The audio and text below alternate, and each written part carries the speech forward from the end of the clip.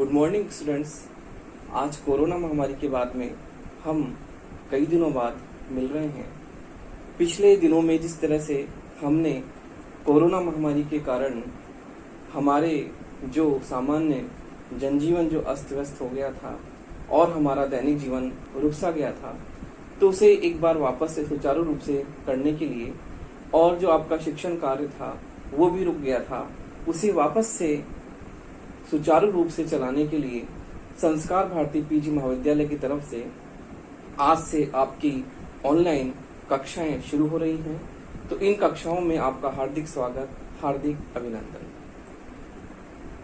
तो आज आपकी कक्षा जो है वह बीए पार्ट 3rd ईयर के लिए है। मेरा नाम डॉक्टर पंकज भारद्वाज है।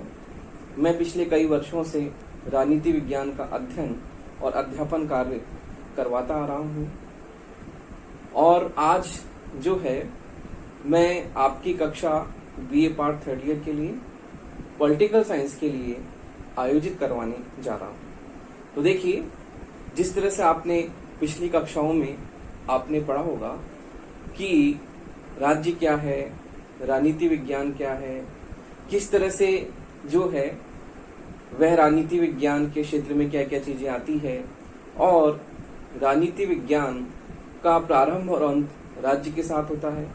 जैसा कि गार्डनर ने कहा है कि राजनीति विज्ञान का प्रारंभ और अंत राज्य के साथ होता है। तो मैं आपकी कक्षाएं आज से शुरू करवाने जा रहा हूं और आपके जो सिलेबस में जो भी विषय वस्तु है उससे पहले मैं राज्य और राजनीति विज्ञान के बारे में आपको एक बार पिछली कक्षा में जो आपने पढ़ा है रिकॉल करने का प्रयास करने जा रहा हूं। तो देखिए, जैसे कि आपकी कक्षा बीए पार्ट 3rd ईयर के लिए है, तो सबसे पहले मैं आपको ये बताने जा रहा हूं कि राज्य क्या है। जैसा कि आपने विगत कक्षाओं में पढ़ा होगा कि राज्य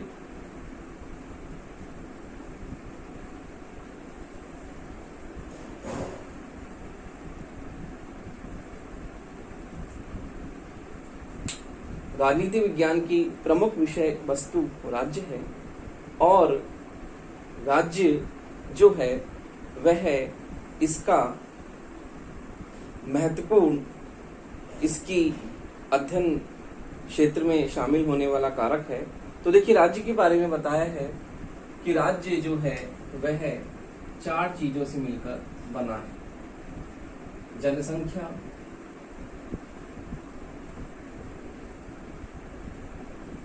दूसरा निश्चित भूभाग, जनसंख्या निश्चित भूभाग, तीसरा सरकार और चौथा है संप्रभुता। संप्रभुता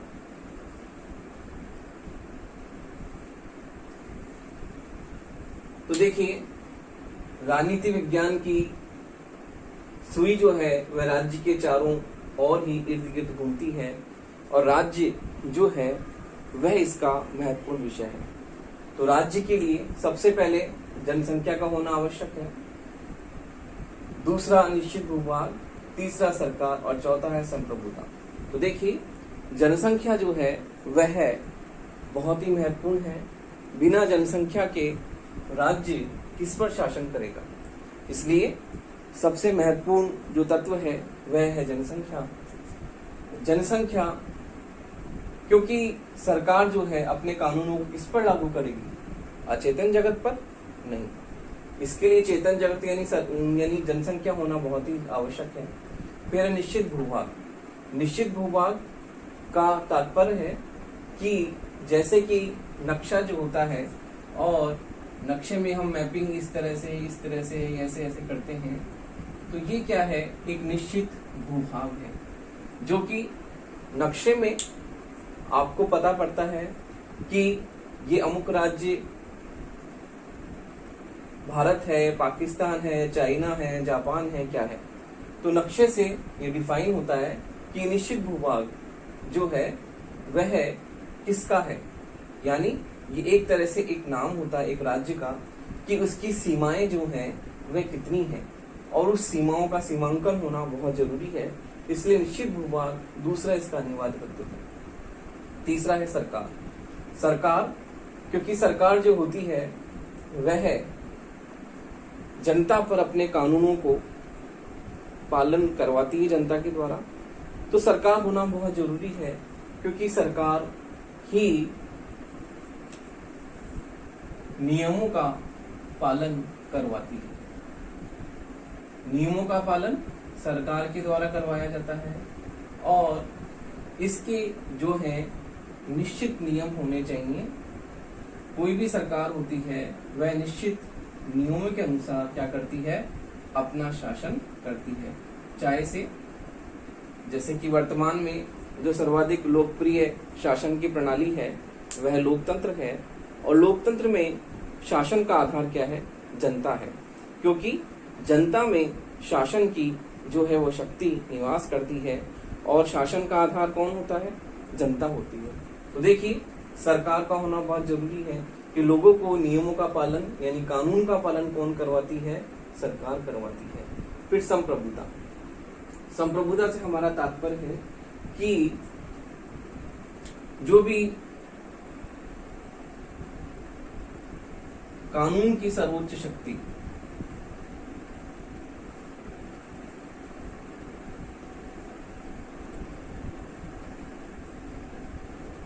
कानून की सर्वोच्चता, जैसा कि भारतीय संविधान के प्रस्तावना में लिखा हुआ है कि भारत एक संपूर्ण प्रभुत्व संपन्न लोकतांत्रिक गणराज्य है, तो संप्रभुता जो है वह कानून की सर्वोच्चता में निहित होती है, और भारत अपने कानूनों को पालन करवाने में अर्थात अपने आंतरिक और बाह्य क्षेत्रों में पूरी तरह से संप्रभु है। कहने का तात्पर्य है कि भारत के पास में कानून की सर्वोच्च शक्ति है, और भारत का जो कानून है वह सर्वोच्च है, और भारत अपने आंतरिक और बाह्य क्षेत्र में पूरी तरह से क्या है, स्वतंत्र है। वह किसी भी शक्ति का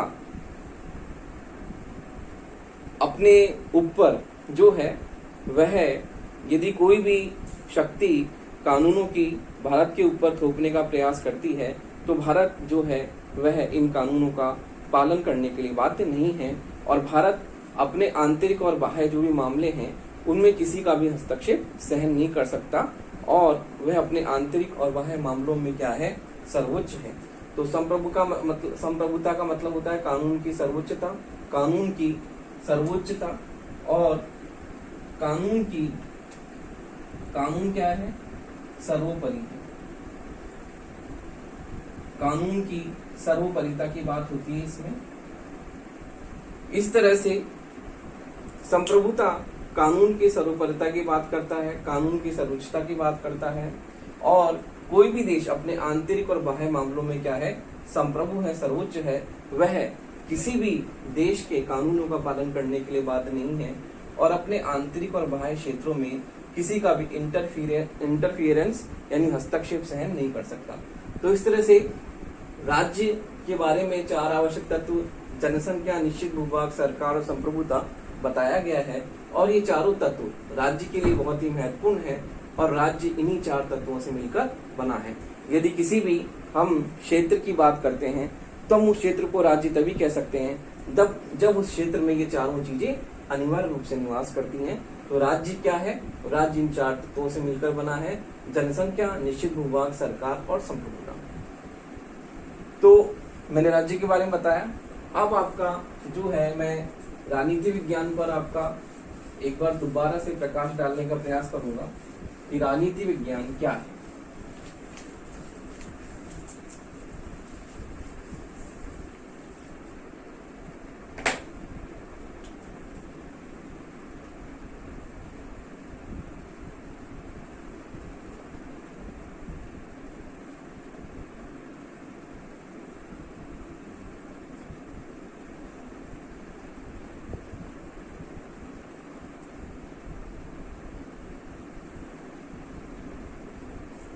जैसा कि आपने फर्स्ट ईयर में फर्स्ट पेपर में पढ़ा होगा कि राजनीति विज्ञान जो है उसके अध्ययन क्षेत्र में, उसके विषय क्षेत्र में किन किन हम विषय सामग्री को शामिल करते हैं और उसके अध्ययन क्षेत्र में क्या क्या है। तो ये आपने फर्स्ट ईयर में आपका फर्स्ट पेपर राजनीति विज्ञान के मूल आधार उसमें आपने पढ़ा होगा कि राजनीति विज्ञान जो है वह राज्य का अध्ययन है, सरकार का अध्ययन है, राजनीतिक दल, दबाव समूह, ये सब इसके अध्ययन क्षेत्र में शामिल होते हैं। तो ये राज्य, सरकार, राजनीतिक दल, दबाव समूह केवल यहीं तक ही सीमित थोड़ी है। जैसे कि आपने इसका परंपरागत स्वरूप पढ़ा होगा, उसमें आपको इसके औपचारिक संस्थाओं के अध्ययन की बात की गई है, जबकि आधुनिक दृष्टिकोण में राजनीति विज्ञान के औपचारिक के साथ साथ अनौपचारिक संस्थाओं के अध्ययन की बात भी इसमें की गई है। तो देखिए, ये राज्य का अध्ययन है,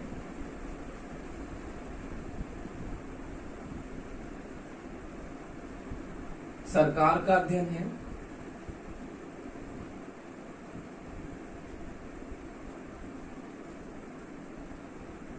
राजनीतिक दल,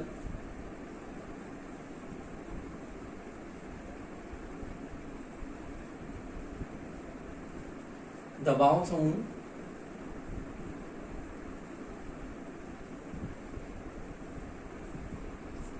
भी इसके अध्ययन क्षेत्र में शामिल होते हैं। तो देखिए, आपने फर्स्ट ईयर में फर्स्ट पेपर में ये पढ़ा है कि राजनीति विज्ञान राज्य का अध्ययन भी है, सरकार का अध्ययन भी, राजनीतिक दल, दबाव समूह का अध्ययन भी है। तो जब हम ये बात करते हैं कि राजनीति विज्ञान के अध्ययन क्षेत्र में हम इन चीजों को शामिल करते हैं, तो ये इसके परंपरागत स्वरूप की बात हम करते हैं, इसके परंपरागत दृष्टिकोण की बात करते हैं। तो ये जो है वह है राजनीति विज्ञान का परंपरागत दृष्टिकोण है।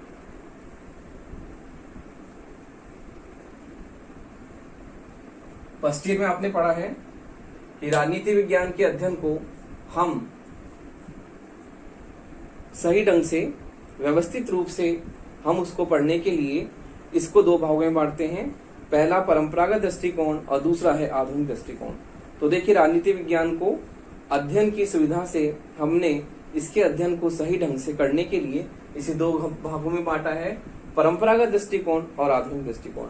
परंपरागत दृष्टिकोण में राज्य का अध्ययन, सरकार का अध्ययन, राजनीतिक दल, दबाव समूह, राजनीतिक जो भी संस्थाएं हैं उनका अध्ययन हम इसके क्षेत्र में शामिल करते हैं। तो ये क्या है, ये जो दृष्टिकोण है वो केवल औपचारिक संस्थाओं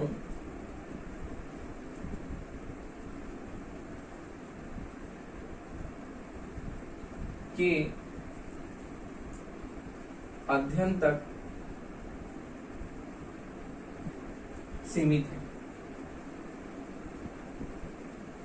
कहने का तात्पर्य है कि राजनीति विज्ञान का जो परंपरागत दृष्टिकोण है वह केवल औपचारिक संस्थाओं के अध्ययन तक ही सीमित है। यह राजनीति विज्ञान का अध्ययन राज्य, सरकार, राजनीतिक दल, यानी कहने का तात्पर्य जो भी राजनीतिक संस्थाएं हैं उन राजनीतिक संस्थाओं तक ही राजनीति विज्ञान के अध्ययन को शामिल, राजनीति विज्ञान के अध्ययन को मानता है कि इसके विषय क्षेत्र में केवल औपचारिक संस्थाओं का अध्ययन ही शामिल होता है। जबकि इसका जो दूसरा दृष्टिकोण है, जो कि मैंने आपको बताया था, आधुनिक दृष्टिकोण, जो फर्स्ट ईयर में आपने पढ़ा है, आपके सिलेबस में था फर्स्ट ईयर में,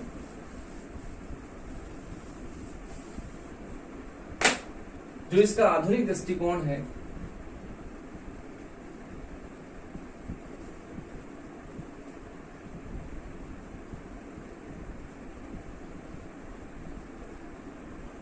वह ये मानता है कि औपचारिक संस्थाओं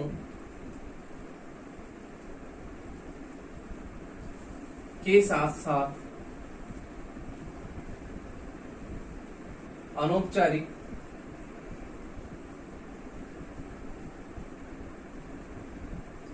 संस्थाओं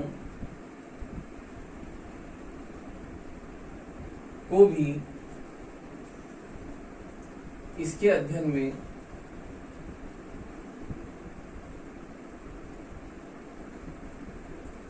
शामिल किया जाए।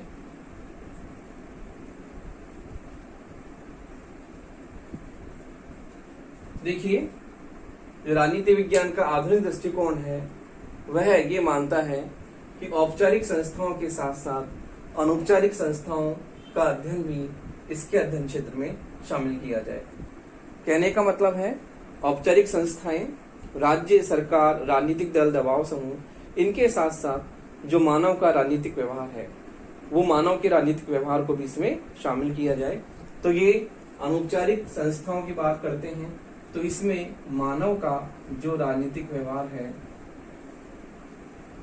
मानव का राजनीतिक व्यवहार, उसकी बात ये करता है।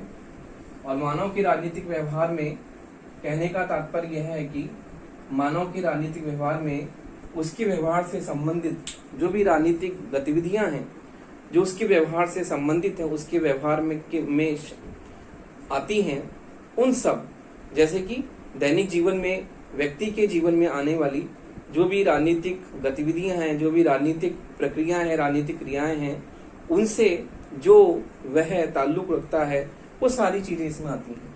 तो आधुनिक दृष्टिकोण औपचारिक संस्थाओं के साथ साथ अनौपचारिक संस्थाओं को भी इसके अध्ययन में शामिल करता है। और सबसे प्रमुख मानव का राजनीतिक व्यवहार, इस तरह से इसका जो अध्ययन क्षेत्र है आधुनिक दृष्टिकोण का अध्ययन क्षेत्र, वो क्या हो जाता है, व्यापक हो जाता है। जैसा कि आपने फर्स्ट ईयर में पढ़ा है कि परंपरागत दृष्टिकोण, आधुनिक दृष्टिकोण में अंतर आपके कई बार परीक्षाओं में यह पूछा जाता है हमेशा ही। तो फर्स्ट ईयर में आधुनिक दृष्टिकोण और परंपरागत दृष्टिकोण का अंतर आपके बताया गया है। मैं दोबारा से आपको एक बार रिकॉल करता हूं कि आधुनिक दृष्टिकोण में केवल औपचारिक संस्थाओं की बात होती है, जबकि आधुनिक दृष्टिकोण में औपचारिक संस्थाओं के साथ साथ अनौपचारिक संस्थाओं का भी इसमें शामिल किया जाता है। और मानव का राजनीतिक व्यवहार वो है इसके अध्ययन क्षेत्र में सबसे प्रमुख माना जाता है।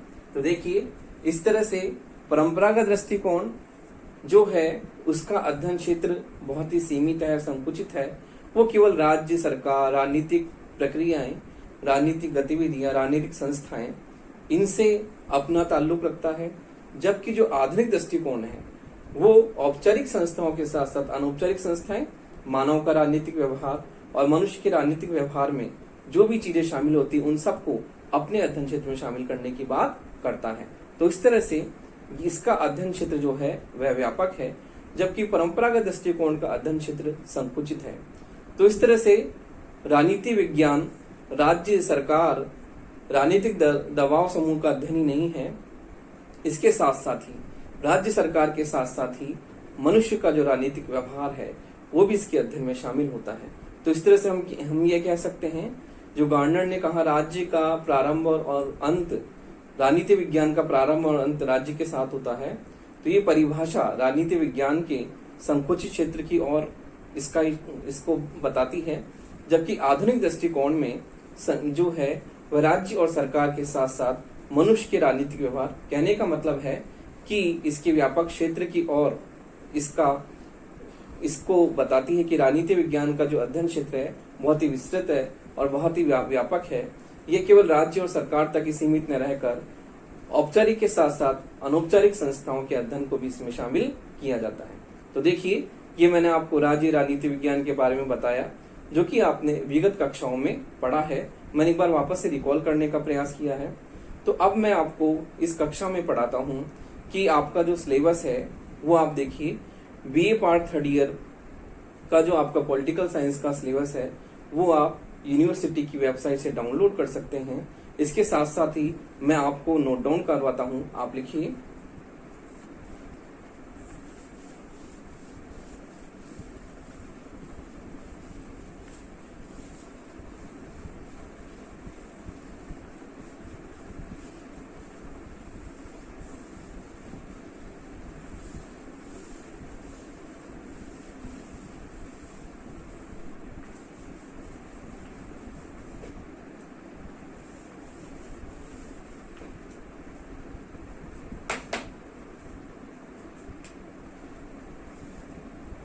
आपके देखिए बीए पार्ट थर्ड ईयर में पॉलिटिकल साइंस में 2 पेपर हैं। जैसे कि पहले आपके 2 पेपर थे फर्स्ट ईयर सेकंड ईयर में। आपका फर्स्ट पेपर है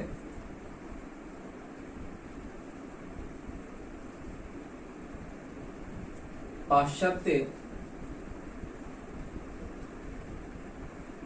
राजनीतिक विचारक। पाश्चात्य राजनीतिक विचारक आपका फर्स्ट पेपर है। और आपका सेकंड पेपर है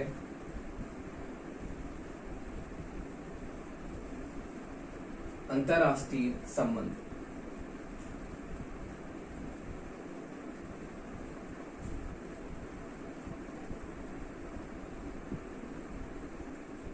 फर्स्ट पेपर में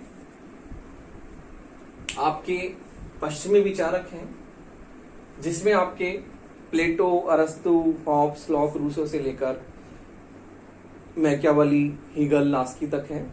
और सेकंड पेपर में आपका अंतरराष्ट्रीय संबंध है, जिसमें आपके राष्ट्रीय संस्थाओं के साथ साथ अंतरराष्ट्रीय संस्थाओं का अध्ययन भी इसमें शामिल किया गया है।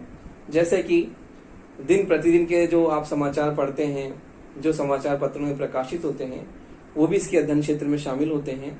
और अंतरराष्ट्रीय जो संस्थाएं हैं, इसमें अंतरराष्ट्रीय संस्थाओं का अध्ययन, अंतरराष्ट्रीय संस्थाओं का अध्ययन, जैसे कि यूएनओ है, आसियान है, और विदेश नीतियां, ये भी आपके सिलेबस में है। इस पेपर में, सेकंड पेपर में विदेश नीतियां, अमेरिका की विदेश नीति क्या है, भारत की विदेश नीति क्या है, चाइना की क्या है, पाकिस्तान की क्या है। तो इस तरह से ये विदेश नीतियों का जो है और अंतर्राष्ट्रीय संस्थाओं का अध्ययन, विदेश नीतियों का अध्ययन हम आपके इस पेपर में करते हैं। तो देखिए, मैं आपको सबसे पहले आपका फर्स्ट पेपर है पाश्चात्य राजनीतिक विचारक, उसके बारे में बताता हूं कि आपके इस पेपर में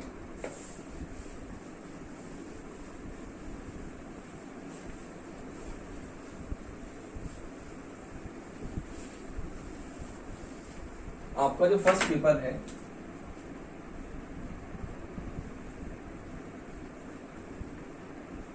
पाश्चात्य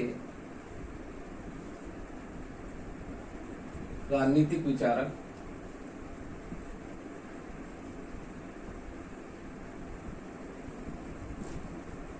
इसमें देखिए आपके 3 यूनिट हैं। और 3 यूनिट में आपके फर्स्ट यूनिट में आपके सिलेबस में है प्लेटो, अरस्तु और एक्विनास।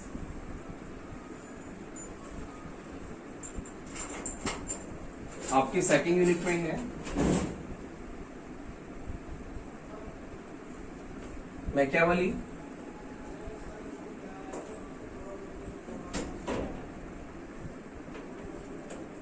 हॉब्स, लॉक तथा रूसो।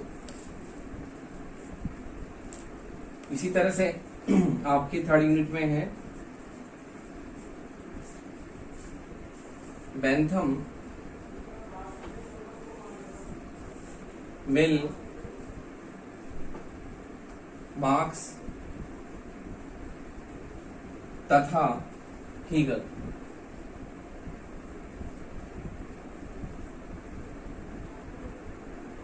तो देखिए, आपका फर्स्ट पेपर सिलेबस मैंने आपको नोट डाउन करवा दिया है, आप नोट कर लीजिए। फर्स्ट पेपर में आपके फर्स्ट यूनिट में प्लेटो, अरस्तु, एक्विनास है। सेकंड यूनिट में आपके मैकियावेली, हॉब्स, लॉक तथा रूसो है। और थर्ड यूनिट में आपके बेंथम, मिल, मार्क्स तथा हीगल है। तो इस तरह से इस पेपर में हम वेस्टर्न थॉट के बारे में पढ़ेंगे कि पश्चिमी विचारकों ने किस तरह से अपने विचार प्रतिपादित किए और उनके सिद्धांतों का, उनका दर्शन आपके सिलेबस में है।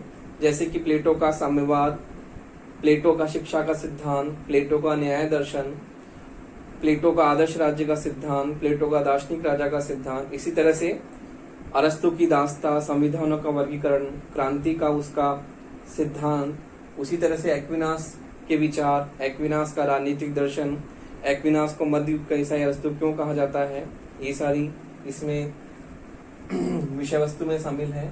मैकियावेली को अपने युग का शिशु क्यों कहा जाता है, उसे पुनर्जागरण का शिशु भी कहा जाता है, और मैकियावेली को प्रथम आधुनिक राजनीतिक विचारक भी कहा जाता है। तो आपके सिलेबस में मैकियावेली के बाद में हॉब्स, लॉक, रूसो है। ये तीनों जो है समझौतावादी विचारक हैं। इन तीनों ने ये माना है कि जो राज्य जो है वह स्वाभाविक विकास का क्या है, परिणाम नहीं है, जो कि आपके अरस्तु ने कहा है कि राज्य जो है वह स्वाभाविक विकास का परिणाम है। जिस तरह से मानव सभ्यता का शनै शनै विकास हुआ, उसी तरह से राज्य का भी विकास क्या है, वह स्वाभाविक रूप से हुआ है। जबकि ये समझौतावादी विचारक हॉब्स, लॉक और रूसो, ये तीनों ये मानते हैं कि राज्य जो है वह समझौते का परिणाम है। कुछ व्यक्तियों ने मिलकर जो है समझौता किया, और समझौते के बाद में राज्य जो है वह उसका जन्म हुआ। तो ये तीनों समझौतावादी विचारक आपके हैं। इसमें हॉब्स, लॉक, रूसो है आपके। इनका मानव स्वभाव, प्राकृतिक अवस्था, समझौते का कारण, समझौते के परिणाम, समझौते की शर्तें, ये सारी आपके जो है ये चीजें आपके सिलेबस में हैं। इन तीनों का तुलनात्मक अध्ययन है। फिर है बेंथम, मिल। बेंथम का उपयोगितावाद। बेंथम ने किस तरह से एक नए सिद्धांत का प्रतिपादन किया, और उसके सिद्धांत को हम उपयोगितावादी सिद्धांत के नाम से जानते हैं। फिर आगे मिल ने किस तरह से बेंथम के उपयोगितावादी सिद्धांत में जो है परिवर्तन किया, और पूरी तरह से उसने बेंथम के उपयोगितावाद को जो है पूरी तरह से संशोधित करके उसका पुनः रूप से परिष्कृत और परिमार्जित उसका स्वरूप जो है उसने प्रतिपादित किया। फिर आपके मार्क्स, जो कि आपने पहले भी पढ़ा होगा, आपके पहले भी सिलेबस में था। तो मार्क्स जो है, मार्क्स का जो है वह द्वंद्वात्मक भौतिकवाद है। मार्क्स का आपके इतिहास की भौतिकवादी व्याख्या है। मार्क्स का वर्ग संघर्ष का सिद्धांत है। मार्क्स का अतिरिक्त मूल्य का सिद्धांत है। तो ये सारी जो है मार्क्स की जो थ्योरी है वो आपके सिलेबस में इस बीए पार्ट थर्ड ईयर के आपके सिलेबस में है। और मार्क्स को जो है एक भौतिकवादी विचारक कहा जाता है, क्योंकि मार्क्स ने अपने सिद्धांतों को, वो आर्थिक आधार पर उसने अपने सिद्धांतों को प्रतिपादित किया। अगला विचारक है आपका हीगल। हीगल जो है वो मानता है कि राज्य पृथ्वी पर क्या है, ईश्वर का अवतरण है। तो हीगल के जो राज्य संबंधी विचार हैं, हीगल ने किस तरह से राज्य को जो है वो माना है कि राजा क्या है, ईश्वर का प्रतिनिधि है, और किस तरह से उसने अपने विचारों को प्रतिपादित किया, ये भी आपके सिलेबस में है। तो आपके फर्स्ट पेपर के सिलेबस में प्लेटो, अरस्तु से लेकर मैकियावेली, बेंथम, मिल, मार्क्स और हीगल है। तो देखिए आपके सिलेबस में सबसे पहला जो विचारक आता है वो आता है प्लेटो। तो मैं आपको आज इस प्रथम कक्षा में प्लेटो के बारे में बताता हूँ कि आपके सिलेबस में प्लेटो के कौन कौन से सिद्धांत हैं। तो आप देखिए आपका पहला जो विचारक है वो है प्लेटो। फर्स्ट पेपर में आपका पहला विचारक आता है प्लेटो। हम प्लेटो के बारे में पढ़ेंगे आज की क्लास में।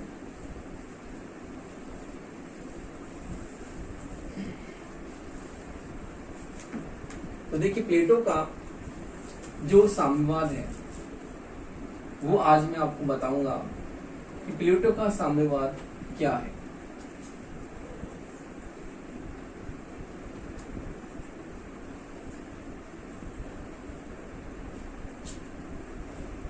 जैसा कि आपने साम्यवाद के नाम से आप पूरी तरह से आप जानते हैं, तो साम्यवाद जो वर्तमान चाइना में साम्यवाद है और मार्क्स का जो साम्यवाद है वो साम्यवाद बिल्कुल अलग है। क्योंकि प्लेटो ने अपने साम्यवाद का जो आधार बताया है वह नैतिकता पर उसने अपने साम्यवाद को पूरी तरह से खड़ा किया है। जबकि जो चाइना का साम्यवाद है, जो मार्क्स का साम्यवाद है, उसका आधार क्या है, भौतिक है। और मार्क्स ने अपने साम्यवाद को आर्थिक आधारों पर खड़ा किया है। तो देखिए इस तरह से जो वर्तमान में साम्यवाद का जो प्रतिरूप आपको दिखाई देता है, जो साम्यवाद का विचार आपको वर्तमान समय में दिखाई देता है, वो बिल्कुल प्लेटो के साम्यवाद से एकदम अलग है। और प्लेटो का साम्यवाद, आधुनिक साम्यवाद का आधार जो है उसका उद्देश्य क्या है? उसका उद्देश्य आर्थिक विषमता को दूर करना। जबकि प्लेटो के साम्यवाद का उद्देश्य, प्लेटो क्या चाहता है अपने साम्यवाद के द्वारा? जो राजनीतिक बुराइयां हैं, जो राजनीतिक दोष हैं, राजनीतिक प्रणाली में जो भी दोष बुराइयां हैं, उन दोष और बुराइयों को दूर करने का प्रयास वह अपनी साम्यवादी व्यवस्था के द्वारा बताता है। देखिए, प्लेटो का साम्यवाद जो है नैतिक आधार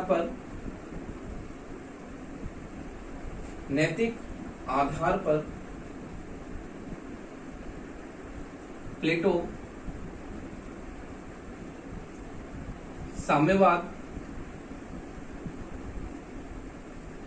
साम्यवादी सिद्धांत को प्रतिपादित करता है।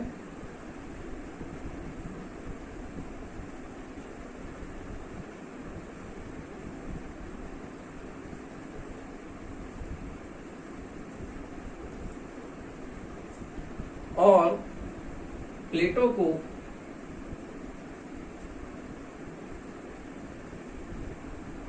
एक आदर्शवादी विचारक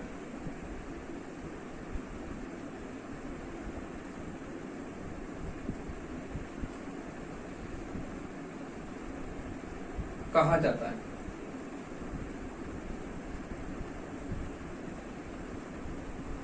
तो देखिए, प्लेटो नैतिक आधार पर अपने सिद्धांतों को प्रतिपादित करता है और नैतिक आधार पर अपने सिद्धांतों को प्रतिपादित करने के कारण उसे एक आदर्शवादी विचारक कहा जाता है। जबकि अरस्तु एक यथार्थवादी विचारक है, वो अपने सिद्धांत को यथार्थ के आधार पर ही प्रतिपादित करता है, इसलिए उसे यथार्थवादी सिद्धांतवादी कहते हैं, क्योंकि उसके सिद्धांतों को हम व्यवहार में अपना सकते हैं। व्यवहारिक धरातल पर उसके सिद्धांतों की हमें प्रामाणिकता देखने को मिलती है। जबकि प्लेटो का जो साम्यवाद है वह आज तक इस पृथ्वी पर अवतरित नहीं हुआ और इसे व्यवहार में नहीं लाया जा सका। इसलिए प्लेटो को हम एक आदर्शवादी विचारक होने के साथ साथ एक अव्यवहारवादी विचारक भी कहते हैं, क्योंकि इसके विचारों को हम व्यवहार में नहीं अपना सकते।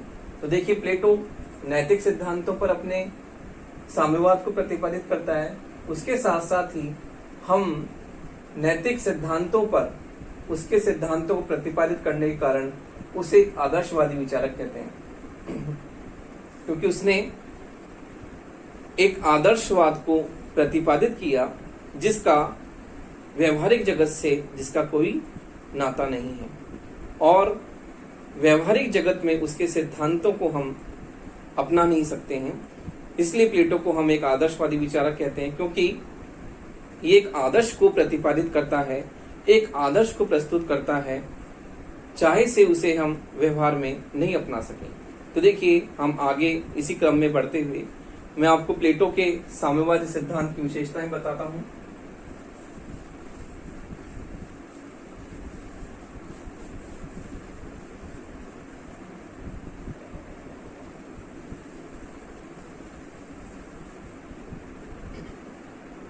देखिए, प्लेटो के साम्यवाद की विशेषताएं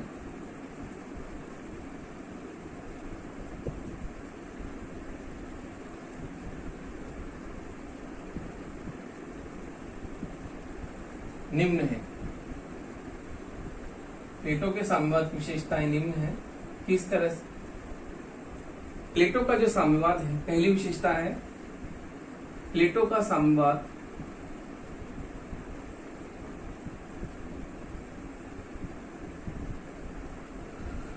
केवल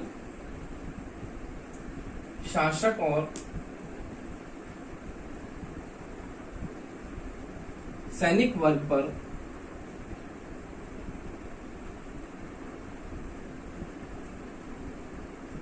लागू होता है।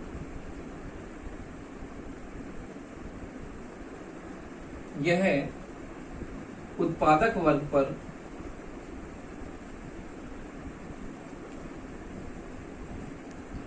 लागू नहीं होता है। पहले पॉइंट्स लिख लीजिए, फिर मैं आपको समझाऊंगा। दूसरी विशेषता है प्लेटो के साम्यवाद का उद्देश्य, प्लेटो के साम्यवाद का उद्देश्य राजनीतिक है,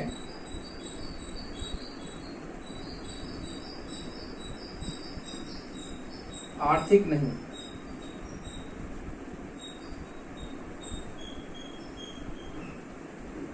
तीसरी विशेषता है प्लेटो का साम्यवाद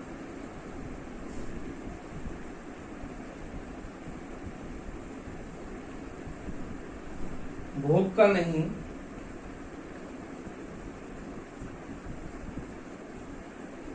वरन त्याग का मार्ग है।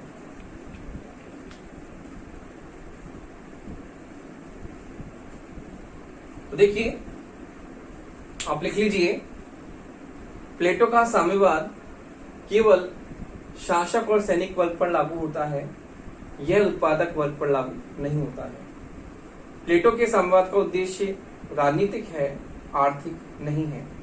तीसरी विशेषता है प्लेटो का साम्यवाद भोग का नहीं वरन त्याग का मार्ग है। तो इस तरह से प्लेटो के साम्यवाद की विशेषताएं इस प्रकार हैं कि प्लेटो का साम्यवाद, पहली विशेषता को हम लेते हैं, यह केवल शासक और सैनिक वर्ग पर ही लागू होता है।